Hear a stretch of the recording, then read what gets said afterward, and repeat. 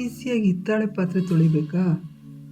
ಇಲ್ಲಿದೆ ನೋಡಿ. ಈ ಉಪ್ಪನ್ನು ಬಳಸ್ಕೊಂಡು ನಾವು ಈಸಿಯಾಗಿ ಹಿತ್ತಾಳೆ ಪಾತ್ರೆಗಳನ್ನ ತೊಳ್ಕೊಬೋದು. 5 ನಿಮಿಷದಲ್ಲಿ ಪಳಪಳ ಅನ್ನೋ ಉಳಿಯೋ ಹಾಗೆ ತೊಳ್ಕೊಬೋದು.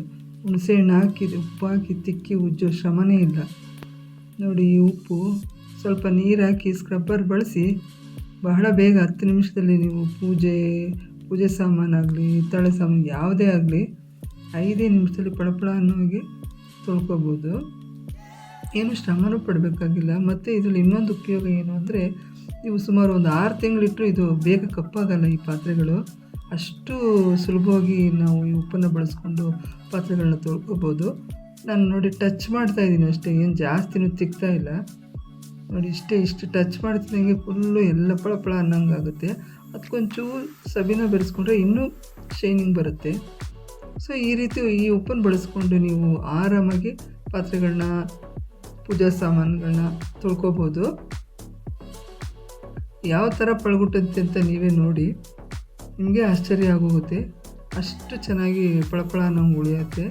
ಯಾರ್ಯಾರು ಇನ್ನೂ ಹಿತ್ತಾಳೆ ಪಾತ್ರೆಗಳನ್ನ ಇಟ್ಕೊಂಡಿದ್ದೀರಾ, ಹಳೆ ಪಾತ್ರೆ ಮಾರದೆ ನೋಡಿ, ಈ ರೀತಿ ತೊಳ್ಕೊಳ್ಳಿ. ನಿಮಗೆ ಆಶ್ಚರ್ಯ ಆಗಿಬಿಡುತ್ತೆ, ನಾವು ಹಿತ್ತಾಳೆ ಪಾತ್ರೆಗಳನ್ನು ಇಷ್ಟು ಈಸಿಯಾಗಿ ತೊಳ್ಕೊಬೋದು ಅಂತ. ಅದು ಯಾವ ಉಪ್ಪು ಅಂತಂದರೆ ನಿಂಬುಪ್ಪು ಅಂತ ಕರೀತಾರೆ. ಎಲ್ಲ ಪ್ರಾವಿಷನ್ ಸ್ಟೋರಲ್ಲೂ ಸಿಗುತ್ತೆ. ಸಕ್ಕರೆ ರೂಪದಲ್ಲಿ ಇರುತ್ತದು. ನಿಮಗೆ 100 ಗ್ರಾಮಿಂದ KGವರೆಗೂ ಸಿಗುತ್ತೆ. ಏನೊಂದು 100 ಗ್ರಾಮ್ ತಂದಿಟ್ಕೊಂಡ್ರೆ ನೀವು 1 ವರ್ಷ ಎಲ್ಲ ಯೂಸ್ ಮಾಡ್ಬೋದು.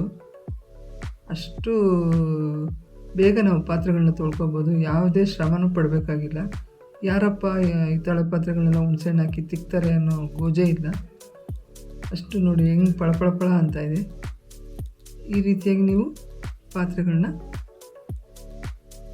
ತೊಳ್ಕೊಬೋದು. ತುಂಬಾ ಸುಲಭ.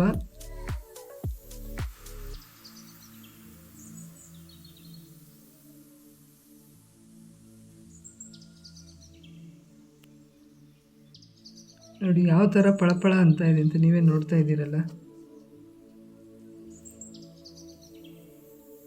ಇದೇ ನೋಡಿ ನಿಂಬುಪ್ಪು ಅಂತ ಕರೀತಾರೆ. ಈ ಥರ ಸಕ್ಕರೆ ರೂಪದಲ್ಲಿ ಇರುತ್ತೆ. ಇದನ್ನು ಬಳಸ್ಕೊಂಡು ನೀವು ಪಾತ್ರೆಗಳನ್ನ ತೊಳ್ಕೊಳ್ಳಿ.